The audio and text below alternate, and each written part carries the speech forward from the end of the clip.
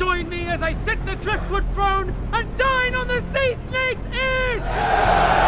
Welcome to Watch Mojo, and today we're discussing the most fascinating hidden details littered throughout the episode Sea and Salt, Fire and Blood. Take us back to the gullet. We must rejoin the fight. New title sequence and song.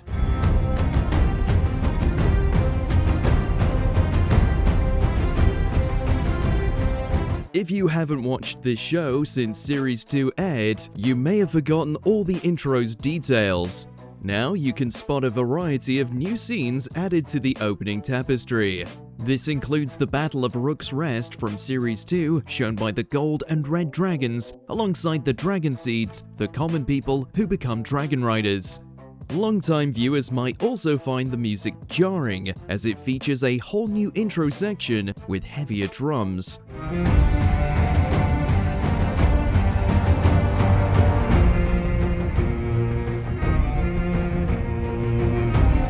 We've been hearing this track for 15 years now, so for longtime fans, it's quite a refreshing change.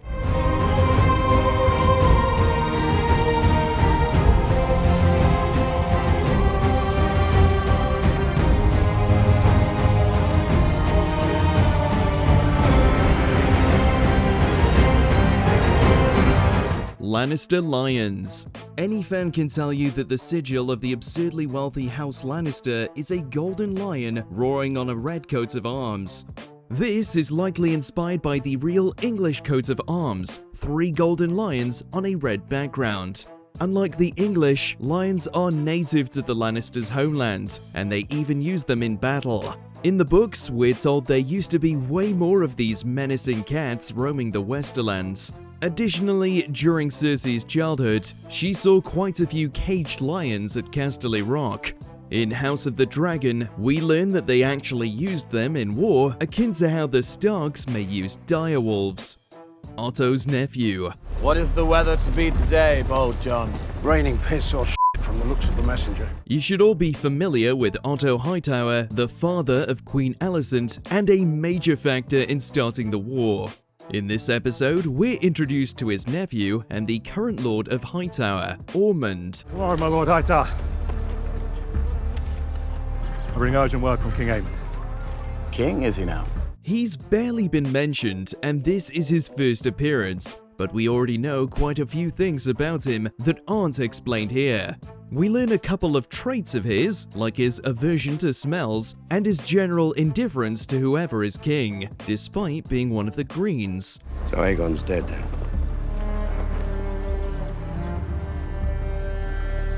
One king is as good as another.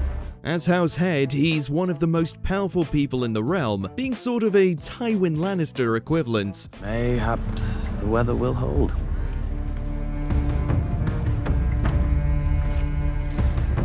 Tessarion. Right before we meet Ormond, we get a brief glimpse of a dragon we have hardly seen before. She's unique for her beautiful blue scales, earning her the nickname the Blue Queen, but she's originally called Tessarion. She's only about a decade old when we meet her, making her the Green's youngest dragon. In the book, her dragon rider is Daeron Targaryen, another child of Viserys and Alicent, who has peculiarly never appeared in the show so far. Many book fans have long wondered whether he'll appear, and getting a glimpse of Tessarion just might confirm it. Harrenhal's Curse. Any hardcore Ice and Fire fan will instantly find any mention of Harrenhal a bit of a red flag. Situated in the Riverlands, it's Westeros' largest castle, and it's almost completely destroyed alongside being allegedly cursed. In this episode, Alicent decides to send her son Aemond all the way off to Harrenhal. He has just one dragon, and killing him would be a vicious blow to Rhaena. At Harrenhal, you'll be unassailable. Even if you don't know where it's going, you can expect it to go poorly, as is often the case for whoever rules the potentially haunted castle. Right after their discussion, we get an unsettling kiss between Aemond and Alicent, implying the curse kicked in before he even left King's Landing. I shall host a feast there, in your honor. The Triarchy. It's the Triarchy. Bring my armor. You're probably already familiar with the Triarchy, the pivotal force opposing the Sea Snake in the Battle of the Gullet. They're not especially fleshed out compared to other factions though. They're also called the Kingdom of the Three Daughters, and it's an alliance of the Free Cities, Myr, Lys, and Tyrosh, far east of Westeros. They're led by Shirako Lohar, who brings with her a formidable fleet. We will face death on this deck before we face it in the sea. You will be glad of our armor when the fighting starts. I know I will. They've joined forces with the Greens primarily to end the Sea Snake's naval dominance. The Triarchy began a little over 30 years earlier, but doesn't appear in Game of Thrones, implying they may get less relevant in the coming years.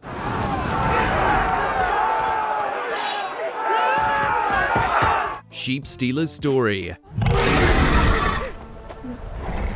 Ribas!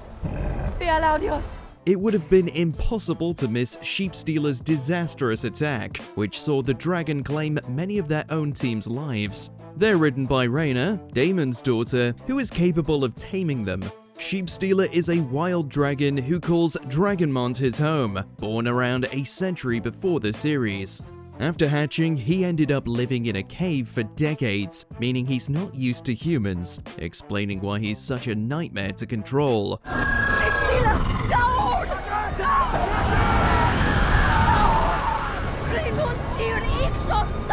In the series, they've made the minor change of making him live in the Vale, rather than Blackwater Bay. Rhaena is Nettles.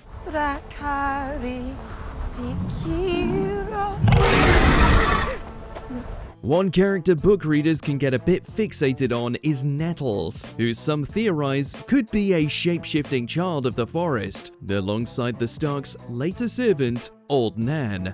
Many fans have been eagerly awaiting Nettles' arrival, but this episode confirms we'll never get to see her.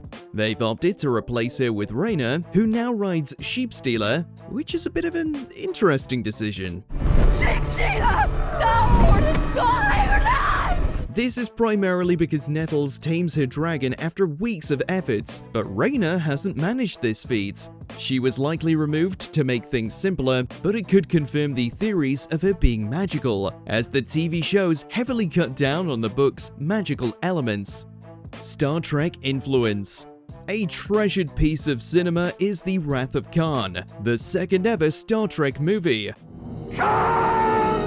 According to showrunner Ryan Condal, a certain fight scene between Kirk and Khan from the sci-fi flick was referenced frequently for the Battle of the Gullet. We're kind of doing a little bit of, Wrath of Khan and the chase through the nebula with Kirk versus Khan. Specifically, the clash between the Sea Snake and Shirako. This made the final product focused more on the individuals and characters rather than the grand spectacle of the entire battle. Firm the sails and put the oars out! Hard round to starboard! Ready the offensive for a broadside assault! All shields and crossbows! To your stations! It's a phenomenal start to the season, but it turns out this was meant to be Season 2's conclusion and was pushed back, much to the fanbase's dismay. Before we continue, be sure to check out WatchMojo's 24-hour live stream. All of your favorite videos in one place, 24/7. Always on, always live. Are you not entertained? Aegon and Viserys. Two of the most important characters in this battle are Rhaenyra's children, Aegon and Viserys. They'll become way more influential in Westeros politics as adults, but for now, they're still infants. This is a strange decision because in the books, they should be about 8 and 10 here. So you probably missed seeing them at this clash, but Fire and Blood makes it clear they were there. This has led to a few readers scratching their heads and wondering where they've gone. Their appearances should be guaranteed given their later impact, alongside the fact that primary characters in Game of Thrones are their descendants. It's pretty perplexing that they were absent from one of the most important moments of their childhoods though. Were there any other hidden details you noticed but we didn't? Let us know down in those comments below.